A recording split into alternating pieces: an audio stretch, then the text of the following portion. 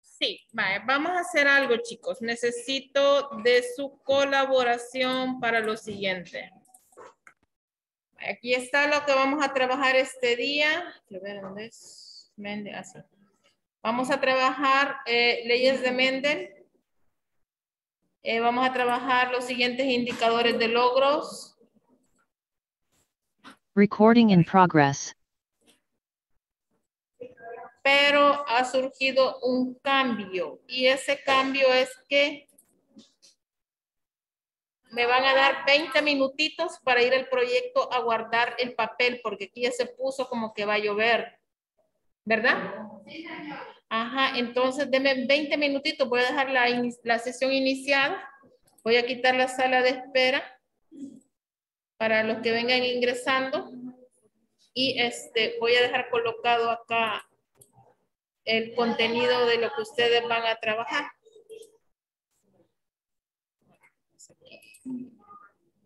Antes. Voy a reducir el tamaño de esto. A ver. Vale, les voy a dejar puesto esto aquí. Y me voy a ir con estos niños rápidamente al proyecto. Voy a dejar activa la grabación. Quiero ver, voy a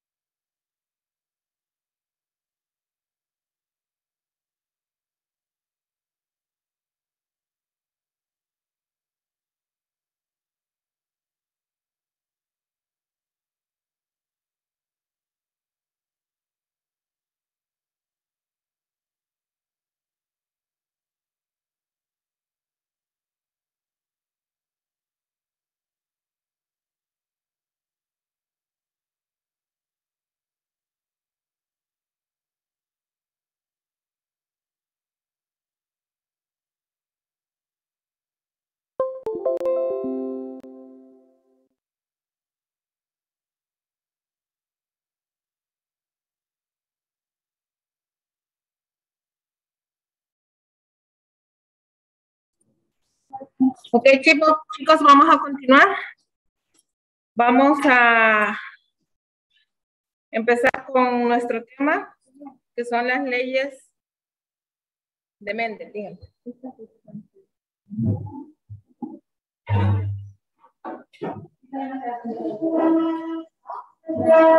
Vaya, Flora, ahí está.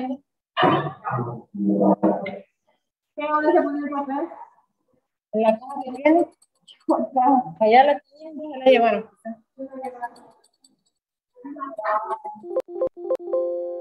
Vaya, señores, vamos a dar inicio. Vaya. Les voy a activar en este momento el chat para que me escriban presente de la asistencia y micrófono activado. Ahí estamos. Vamos a ver qué dice aquí. Igual que el sistema. No, aquí. No, sistema altavoces. Estéreo. ¿Alguien me puede confirmar el audio, niños? Se fueron y dejaron el perfil conectado. Gracias, Alejandra. Y ahí no se ve la imagen.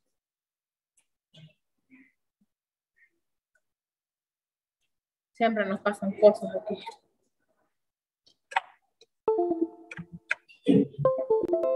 Ahí está. Vaya.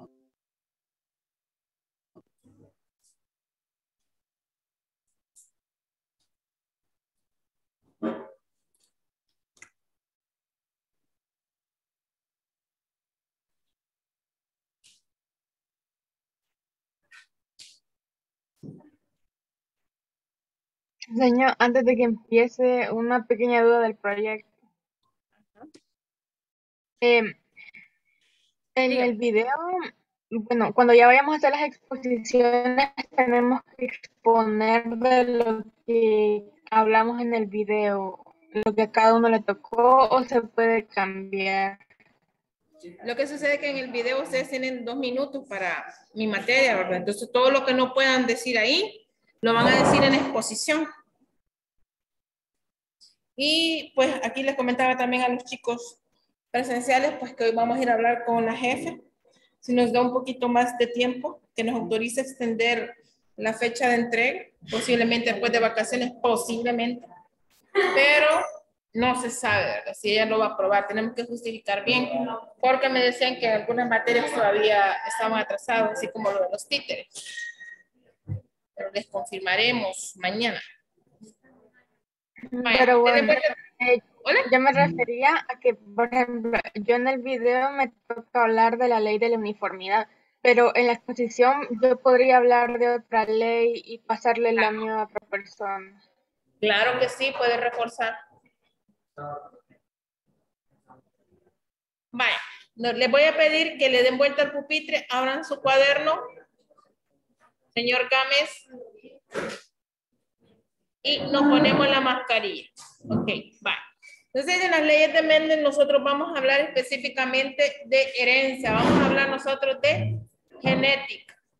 En esta parte, pues nosotros tenemos que la genética es parte de la ciencia biológica, para que lo que ellos buscan es explicar, estudiar el porqué de la variabilidad genética. Cuando yo termine de hablar, voy a cambiar la diapositiva. Va. Y toda esa información se codifica en algo que se llama genes. Los genes son la herencia que se transmite de un individuo a otro con el objetivo de perpetuar la especie y se van transmitiendo esas características genéticas de generación en generación. Tenemos el caso nosotros de los ácidos nucleicos, que son los que forman las estructuras de los genes, ¿verdad? Ahí guardan, operativizan la información que determina el comportamiento celular del desarrollo de características, de la reproducción, del metabolismo de todos los seres vivos. Además de eso, se cree que el uso del conocimiento genético empezó hace unos 12,000 años, con el inicio de la agricultura, con la crianza de animales, con la domesticación de algunas especies, o sea, aquel proceso de sacarlo de vida silvestre a un animal adaptado a las necesidades de los seres humanos, y que fueron sobreviviendo aquellos que tenían las mejores características, y a eso se le llama selección natural, ¿verdad? Como lo decía Darwin, que la misma naturaleza va seleccionando aquellas especies que son las más adaptadas al medio para sobrevivir. Además, durante el proceso de la domesticación, los caracteres deseados van a pasar de generación en generación hasta que los individuos puedan continuar incluso en nuevas especies y en nuevas variedades. A finales del siglo XVII se descubre el mecanismo de reproducción sexual de las plantas, que impulsa una serie de investigaciones botánicas en hibridación, o sea, la mezcla de variedad de especies. Dígame. ¿Ah? Se descubre el mecanismo de reproducción sexual en las plantas. Y ahí se logra demostrar que las plantas tienen caracteres intermedios, o sea, entre los progenitores, ¿verdad? Es una mezcla homogénea. Los estudios tienen sus frutos en el siglo XIX, cuando aparece un monje, y este monje se llama Gregory Mendel o Gregorio Mendel, ¿verdad? Este señor lo que hizo, pues, por su dedicación a la contemplación de la vida, ¿verdad? Se sabe que un monje se dedica a la observación, a la contemplación, a la oración, a la filosofía, y este monje era especial que se dedicaba a la botánica. Gregor Mendel o Gregory Mendel, ¿verdad? Era un botánico. Vale. Era un botánico este señor. Como que no se ve bien ahí, ¿verdad?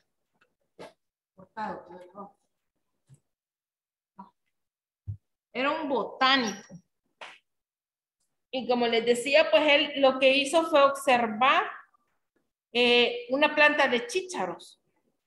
Pero sus logros en esa época fueron subestimados, ¿verdad?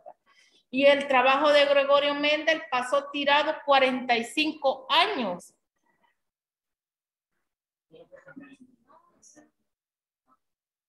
Toda la investigación de Mendel, y sin él saberlo, que estaba hablando de genética, pasó traspapelado 45 años. Nadie le hizo caso. Todos los científicos lo ignoraban.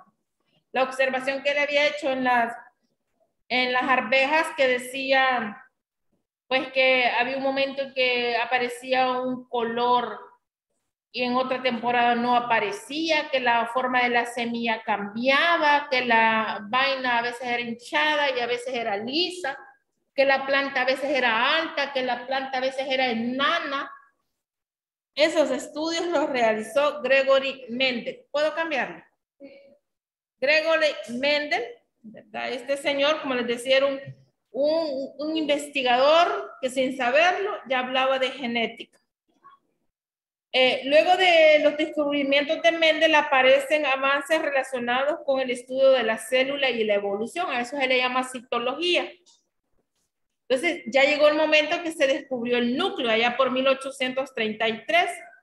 Y también se desarrolla la teoría celular en 1839. Y eso fue como el botón que impulsó las características que se transmitían de una célula a otra durante el proceso de la división celular, donde el proceso en donde las células se multiplican. Estamos hablando de la meiosis y de la mitosis, ¿verdad? Más adelante, en 1855, aparece Charles Darwin, o Carlos Darwin, dicen los libros, y reconoce la importancia de la herencia, ¿verdad?, para el proceso evolutivo, y escribe un libro que se llama El origen de las especies, ¿verdad? En 1833, 55. De Darwin fue en 1855. Pero es hasta finales del siglo XIX que se lograron establecer no solo estudios de citología, sino que también estudios sobre tejidos que demuestran que el núcleo es esencial en la reproducción celular y se observa por primera vez un cromosoma. Hola. El origen de las especies. Entonces, ya ahí estamos hablando en el siglo XIX, que se describe el primer cromosoma. Con todo eso que acabo de hablar, me voy a apoyar del siguiente video. ¿Le puedo dar play? Sí. Va, y hacer sus anotaciones y al final reviso cuadernos. ¿Ok? Sí, va. Solamente que no me acuerdo, niños, si activé bien el audio. Así lo tengo activado. Vaya, vamos.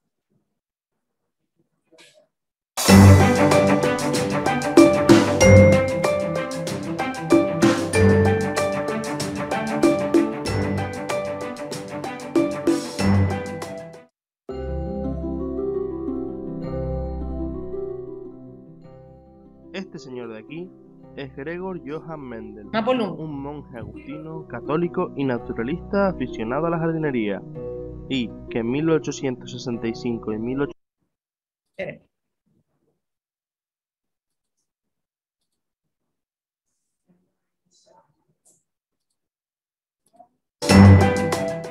Gregor Johann Mendel, un Gregor monje Johann agustino, Mendel. católico y naturalista aficionado a la jardinería, y que en 1865 y 1866 publicó lo que sería el origen de la teoría de la herencia genética, las leyes de Mendel, sentando las bases de la genética moderna. Es por esto que actualmente se le considera como el padre de la genética.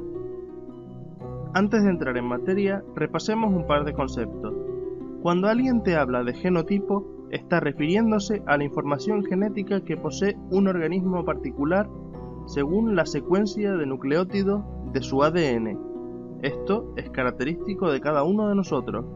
Sin embargo, si nos están hablando del fenotipo, están refiriéndose a la expresión del genotipo en función de un determinado ambiente, es decir, es la representación física del genotipo. Por lo tanto, el genotipo codifica al fenotipo, pero este a su vez puede expresarse de una u otra forma dependiendo de las condiciones del medio. Sin embargo, Mendel desconocía la existencia del genotipo. En aquella época aún no se sabía nada sobre el ADN o los procesos de herencia genética, por lo que todos sus estudios se basaron en los fenotipos, en su caso en los que se expresaban en la planta de guisante. Otro punto importante a tener en cuenta es el proceso de fecundación. Todos sabemos que para que tenga lugar necesitamos del género femenino y del masculino, y que además exista cierto feeling entre ellos. Pues bien, para que esto tenga lugar, antes se tiene que producir la meiosis, y con ella la reducción del número de cromosomas a la mitad. Esta es la razón por la cual recibimos la mitad de nuestro ADN de nuestra madre y la otra mitad de nuestro padre. Tras la fecundación y la fusión de los gametos, tendremos nuevamente el total de cromosomas que nos corresponden. Y por último, debemos saber que los distintos genes que podemos encontrar en los cromosomas establecen relaciones entre ellos. En nuestro caso, las que nos van a interesar son las relaciones de dominancia. Llamaremos alelo a cada una de las formas alternativas que puede tener un mismo gen. Se dice que un alelo es dominante cuando siempre manifiesta sus características, mientras que el alelo recesivo es aquel que solo manifiesta sus características cuando se encuentra en presencia de otro alelo recesivo. Por ejemplo, para el gen color de ojos podemos tener un alelo dominante que dé como resultado el color marrón y otro recesivo que dé como resultado el color azul, y dependiendo de cómo se combinen tendremos un color u otro. Esto lo veremos más claro con la explicación de las leyes de Mendel. Primera ley de Mendel o principio de la uniformidad de los heterocigotos de la primera generación filial.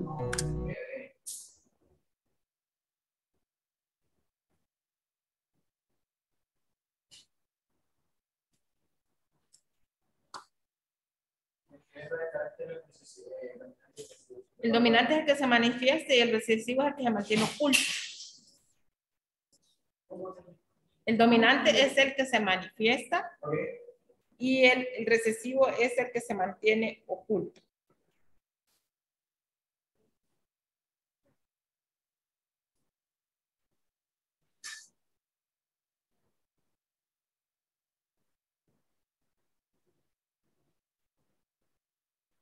¿Avanza? El recesivo se mantiene. Oculto.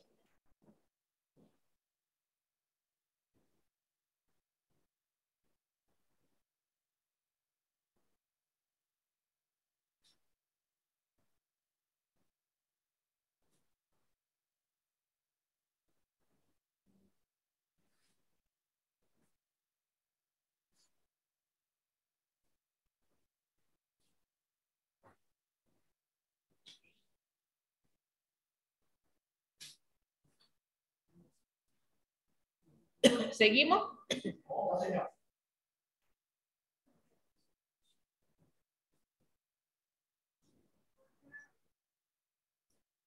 Las 2:44.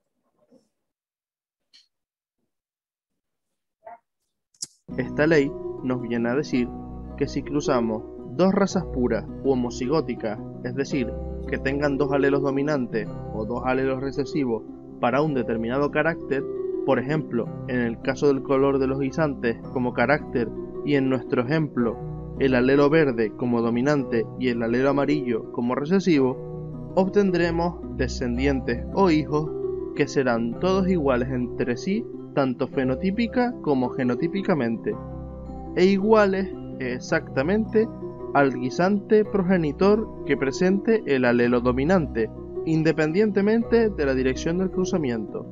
Por tanto, obtendremos siempre guisantes con el mismo genotipo, es decir, alelo dominante y alelo recesivo, y que tienen el fenotipo de la raza pura dominante, en nuestro caso, el guisante verde. Segunda ley de Mendel o ley de la segregación de los caracteres en la segunda generación filial. Esta ley nos viene a decir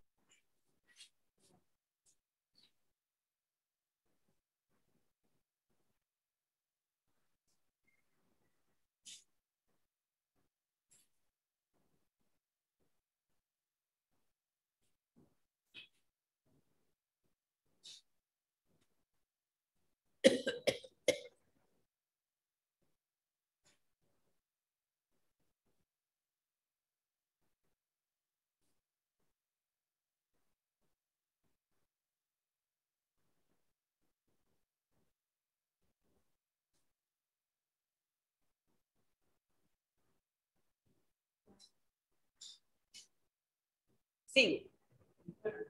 que durante la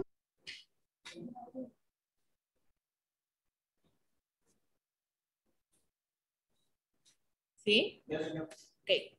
formación de los gametos, cada alelo de un par se separa del otro miembro para determinar la formación genética del gameto hijo. Es decir, que al cruzar dos guisantes verdes heterocigóticos, recordemos que estos son aquellos que presentan un alelo dominante y otro recesivo, los alelos se combinarán aleatoriamente para formar guisantes verdes o amarillos, en una proporción de 3/4 de color verde y 1/4 de color. Voy a tener algo ahí. En esta segunda ley hablamos de una herencia que va hasta la segunda generación filial, o sea, los hijos. Este cuadrito que nosotros tenemos acá se llaman tablas Punnett. Solamente que acá le falta un dato, que es el gameto masculino y el gameto femenino. Cuando ya hagamos los ejercicios, les voy a dar a detalle la tabla que tiene que contener los elementos que representan a la madre y al padre. Supóngase aquí. Dice que es híbrido cuando tiene la mezcla de un carácter dominante que utiliza la letra mayúscula. Los dominantes los vamos a escribir con letra mayúscula. Los recesivos con letra minúscula. Ahora veamos el otro extremo. Digamos, puede ser los caracteres del padre. Dentro de la tabla, ¿cuántas combinaciones resultaron? A ver, ¿cuántas combinaciones hay aquí? 4. Entonces, si yo veo estas dos mayúsculas, quiere decir que ese es la unión de dos alelos dominantes. Y aquí, un dominante y un recesivo. Pero ¿qué características se va a demostrar? La del dominante. Y aquí, en este, el recesivo va a quedar oculto. Quiere decir que yo tengo aquí una de 4 posibilidades que el carácter de ese color no se manifieste. Pero tengo 3 de 4 que sí. O sea que tengo el 75% de probabilidades que sean verdes y un 25% que sea amarillo. Eso es lo que vio Mendel. Y eso pasa también en los organismos animales. En el caso del ser humano, imagínense que estas fueran las características dominantes de un padre que tiene el carácter dominante del cabello rizado y una madre que tiene el carácter recesivo del cabello liso. Entonces, el resultado de esos hijos puede ser que tienen un 75% de cabello rizado y escasamente un 25% de cabello liso.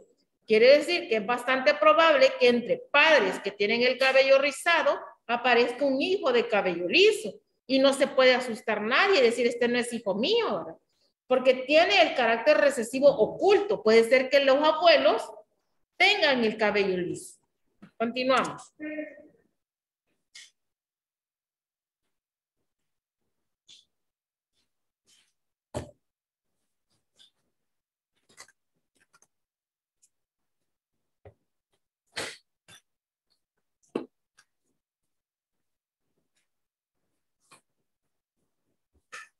¿Seguimos? Sí. No. Vale. Color amarillo. Pero además obtendremos 2 guisantes heterocigóticos y 2 homocigóticos. Es decir, Mendel había descubierto sin saberlo el proceso de meiosis, que sabemos que... ¿Quiénes son los homocigotos de estos 4? El amarillo. ¿El amarillo? Sí. Ajá, porque los 2 caracteres son iguales, 2 dominantes o 2 recesivos. Y los heterocigotos será la unión de un dominante y un recesivo. Okay. El proceso de división. Los homocigotos tienen los 2 caracteres iguales. O sea, los 2 son dominantes o los 2 son recesivos. Y en el heterocigoto, pues es la combinación de un carácter dominante y un carácter recesivo. Pero manifestándose el carácter dominante. ¿Sigo, chicos? ¿Allá los doctores? ¿Sí? ¿Todo bien? ¿Preguntas? El carácter homocigoto, los 2 alelos son iguales. O sea, o los 2 son dominantes o los 2 son recesivos. Pero si es la combinación de un dominante y un recesivo, es un heterocigoto. Celular en el que se reduce a la mitad el número de cromosomas y cómo afecta este al proceso de fecundación. Tercera ley de Mendel o ley de la independencia de los caracteres hereditarios. Aquí en la tercera ley aparecen aquellos caracteres que en la primera generación se quedaron ocultos. Por ejemplo, les voy a poner un ejemplo. Mis abuelos son pelirrojos, de los que tienen pequitas en la cara, de piel de tez blanca. De mis abuelos. Mi padre es blanco, mi madre es morena y ambos de cabello oscuro. Yo salgo de la combinación de piel morena y cabello oscuro. Sale mi hija de piel blanco y cabello rojo. Entonces, ahí aparece la tercera ley. Todo ese gen del cabello rojo que los abuelos heredaron, ajá, porque ahí se vienen a manifestar. Correcto. Es muy probable, por ejemplo, que ustedes tienen padres de ojos claros. El niño Chelito ahí, ¿su papá de qué color son los ojos? Negro. ¿Alguien que los tenga verdes, azules, amarillos? Mi mamá. Ustedes no sacaron los colores claros de sus madres o padres. Sus hijos sí. Y eso sería la tercera ley. Sus hijos los pueden tener. Y si acaso no los logran manifestar sus hijos, van a ser los nietos de ustedes. En el caso de... ¿Cómo?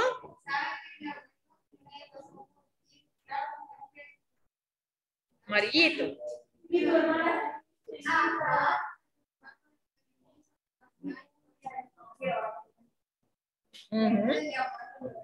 Y cabal, es causa de la genética. Muchas veces los papás se enojan y dicen, este hijo no se parece a mí.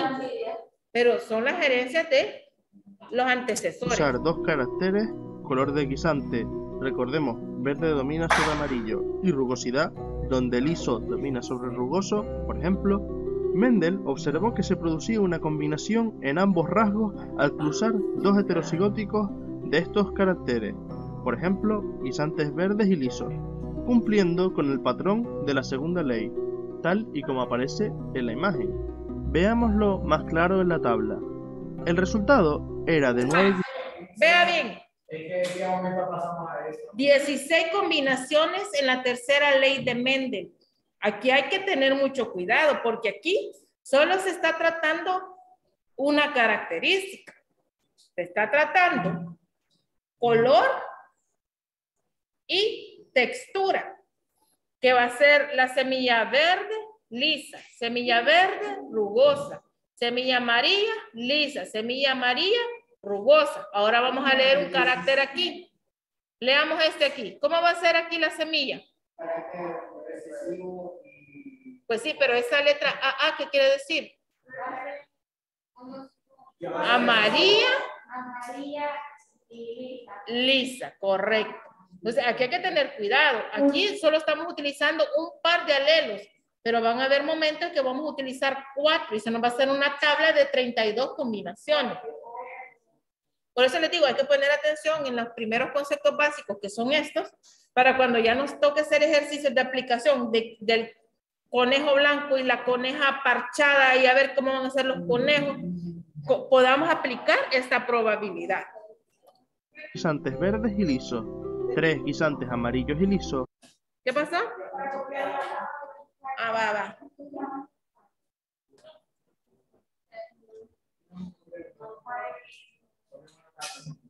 ¿Usted cree que le va a servir?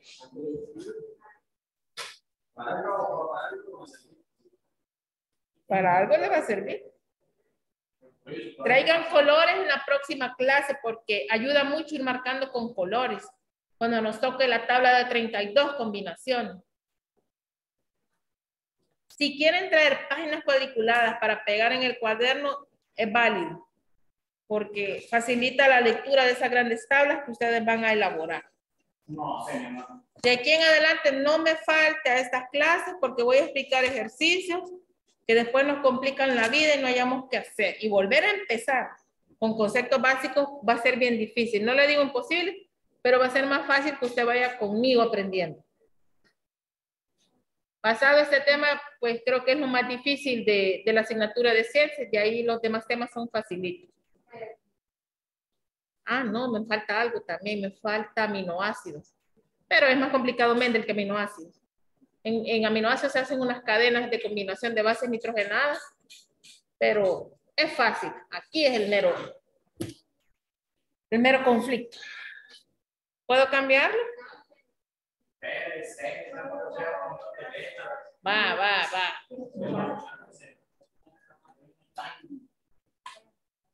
No.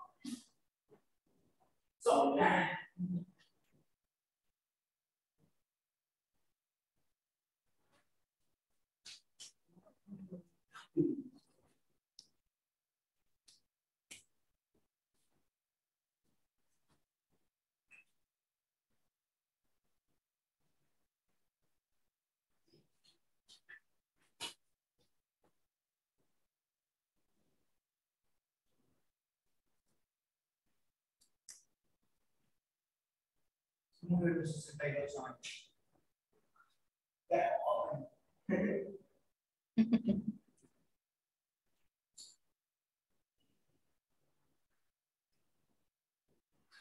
Si todo va bien, me colaboran, vamos a ver la película del Beagles, que está relacionado con el origen de las especies. Y usted me está ahorita, sigue así como está ahorita, bien colaborador, que participa. Nos vamos a unir a una película. ¿Listo?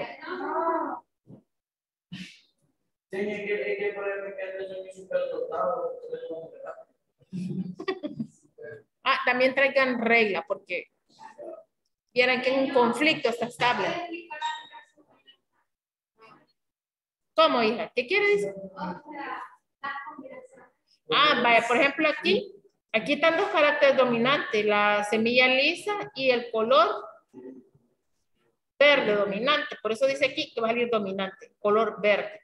Veamos aquí, se mantiene, aunque esta sea una letra B minúscula, pero el carácter dominante se mantiene, ¿sí? Siempre hay que ir viendo las letras mayúsculas. Y otra de las reglas es que se van a ordenar de acuerdo a la secuencia del alfabeto. Si yo que tuviera combinaciones AD, ¿cómo lo escribiría? No, quiero ver. MP, ¿cómo lo escribiría aquí? MP, ¿verdad? Porque esa es la secuencia que lleva el alfabeto. También se utilizan las letras que simbolicen la característica que estamos tratando.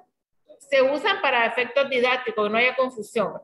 Pero en el caso, vaya, que nos dicen que tenemos una característica genética dominante en hombres, la calvicie, ¿qué letra utilizarían ustedes? La C, ajá, tiene que estar relacionado con la característica.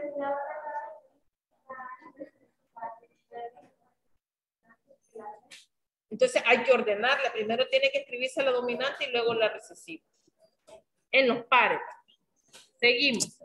3 guisantes verdes y rugosos y un guisante amarillo y rugoso. Por tanto, Mendel concluyó que diferentes rasgos son heredados independientemente unos de otros y que no existe relación entre ellos.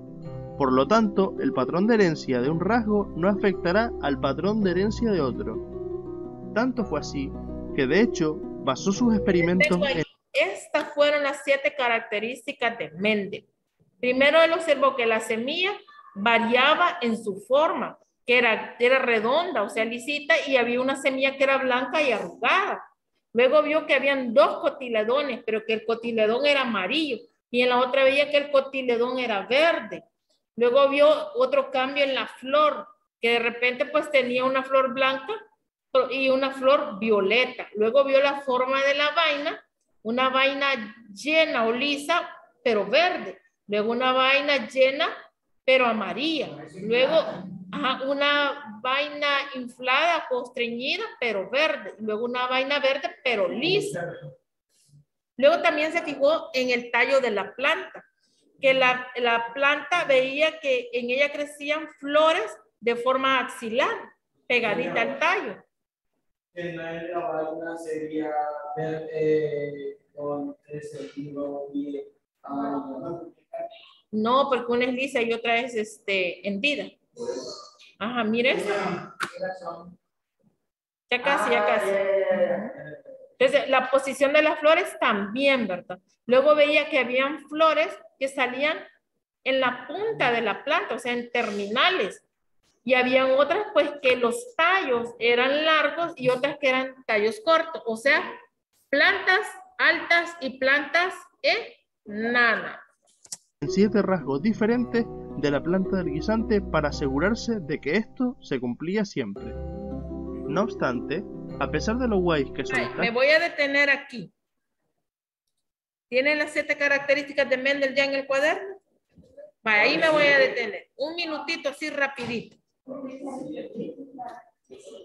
¿No nos alcanza el tiempo? No, vaya, sí. Ajá, hay que guardar todos estos chunches y dejar limpio y ordenado el salón. 7.